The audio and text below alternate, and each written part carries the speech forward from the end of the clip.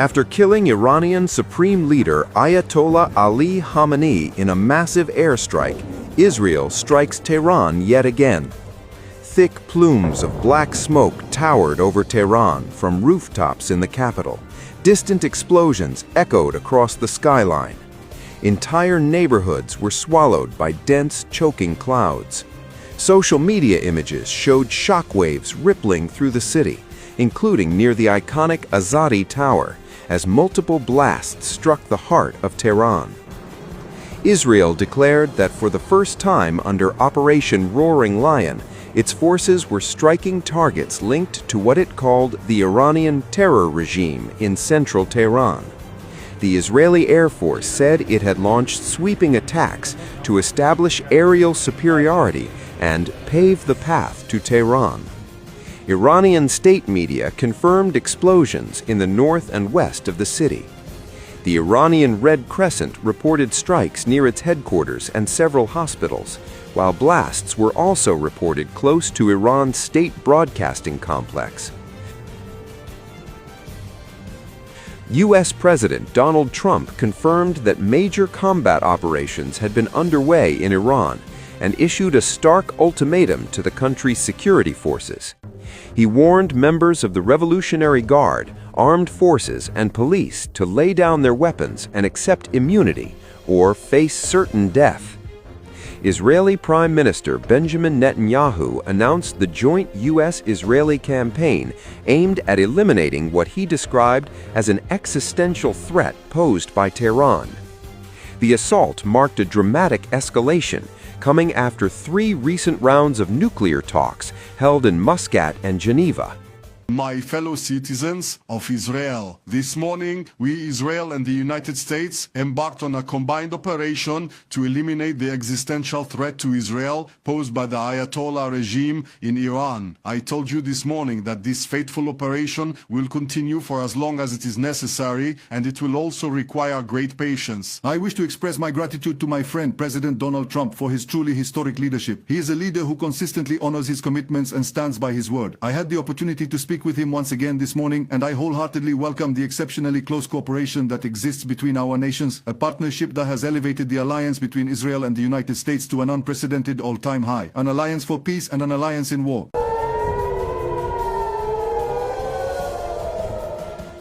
Iran responded with force. Strikes were reported against U.S. military assets and bases believed to support American and Israeli operations. Explosions rocked parts of UAE, Bahrain, Qatar, Kuwait, Jordan, Oman, Bahrain, and Saudi Arabia. Airspace closures swept across the region, with Iran, Israel, Bahrain, Iraq, Qatar, and Kuwait shutting down their skies, and temporary restrictions imposed in the UAE. More than 200 people are reported killed inside Iran following the strikes. The crisis spilled beyond Iran's borders. In Pakistan's port city of Karachi, furious protesters stormed the heavily fortified U.S. consulate compound. According to local emergency workers, at least 6 people were killed and 20 injured as hundreds broke through security barricades, smashing windows with sticks as flames flickered inside the building. Gunshots rang out in videos circulating online. Police said the protest had been driven by outrage over the U.S.-Israeli assault on neighboring Iran. In Baghdad, tensions were equally explosive. Protesters, angered by the killing of Iran's supreme leader, attempted to push toward the heavily guarded Green Zone, home to Iraqi government offices and the sprawling U.S. embassy. Tear gas and loud blasts were reported as security forces tried to disperse the crowds. Meanwhile, Iran's parliament speaker, Mohammad Bagher Ghalibaf, vowed revenge, declaring that the United States and Israel had crossed a red line and would face painful blows that would make them beg for mercy. Trump fired back with another warning. If Iran struck harder, America's response would be a force never seen before. Right here very clearly and explicitly, I tell Trump, Netanyahu, and their agents and operatives, I reiterate, I tell both these two vile criminals and all their agents, you have crossed our red line and you will pay the price for it. We will inflict such devastating and horrific blows upon you that you yourselves will be brought to your knees begging for mercy. You will very soon realize that these fanciful imaginary delusions of yours will not endure for more than just a few short days. Scores of protesters attacked the U.S. consulate in Karachi City of Pakistan after they stormed the diplomatic facility and resorted to vandalism against the killing of Iranian supreme leader. The protesters were dragged out of the consulate premises by police and security forces, leading to violent clashes that has reportedly caused casualties. Also, hundreds of Iraqis surged towards the heavily fortified Green Zone on early Sunday, attempting to storm the U.S. Embassy after the killing of Iran's Ali Khamenei. A security source said their repeated attempts were thwarted, but the crowds kept pressing forward. Videos circulating on social media showed protesters allegedly hurling stones at Iraqi security forces who responded with tear gas. The video showed hundreds waving flags of pro-Iran armed factions as tensions escalated across central Baghdad. The demonstration was organized by supporters of Shiite armed groups angered by recent airstrikes on Iran and reports that Khamenei and several senior officials had been killed. Protesters attempted to march toward the U.S. Embassy inside the Green Zone, which houses key Iraqi government offices and diplomatic missions. Security forces moved swiftly to contain the unrest. Riot police pushed back demonstrators at barricades and fired tear gas near the suspension bridge, a key access point to the diplomatic enclave. Thick clouds of gas filled the air as crowds scattered and regrouped. No immediate casualties were confirmed, but the standoff remained tense.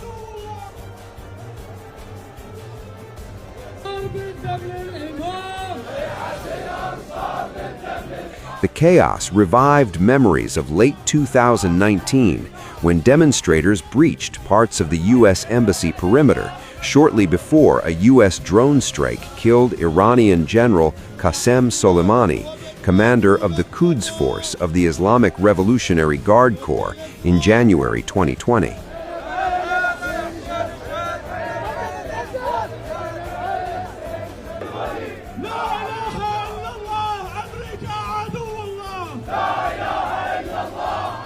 Meanwhile, Iran's Supreme National Security Council declared that the supreme leader's death would mark the beginning of a great uprising against the tyrants of the world. The Iranian government announced 40 days of national mourning and declared a 7-day public holiday, suspending state institutions and public events. As Baghdad's streets simmered, the region braced for deeper escalation in an already volatile Middle East. In a dramatic and meticulously timed operation, Israel and the United States launched a sweeping military strike on Iran just as Iranian Supreme Leader Ali Khamenei was meeting his closest advisors.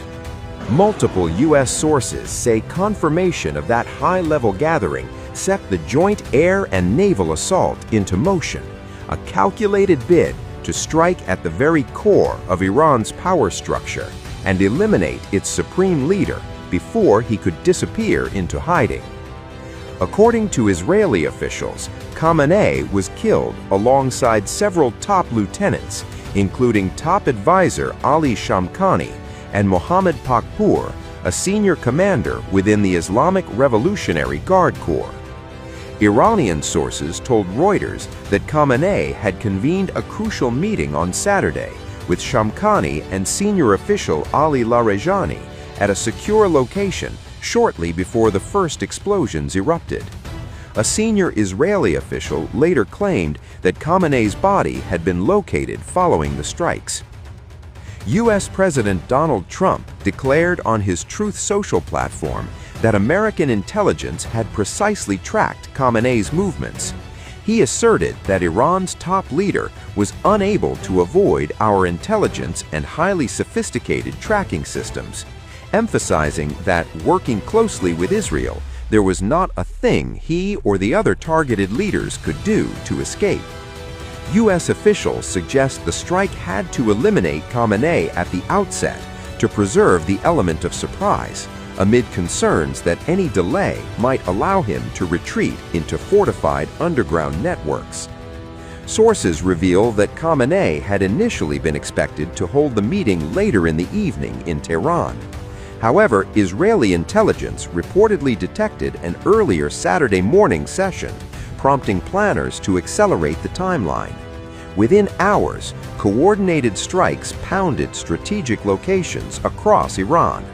Among the first targets was Khamenei's high-security compound in Tehran.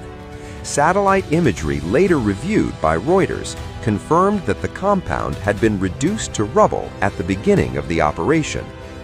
To the great nation of Iran, it is with immense sorrow and profound grief that we announce that the lofty spirit of the esteemed leader of the great nation of Iran and the revered vanguard of the Islamic Ummah, His Holiness Imam Khamenei, has, by partaking of the sweet nectar of martyrdom during the blessed and holy month of Ramadan, ascended to the highest realms of the divine, joining the eternal abode of the righteous.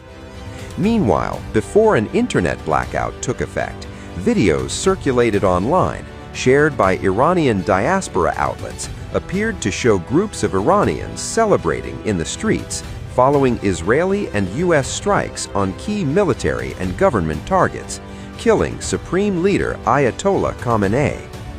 The military action has thrust the Middle East into an alarming and unpredictable new chapter. Iran has already launched retaliatory attacks against Israel and nearby Gulf Arab states, escalating fears of a broader regional war.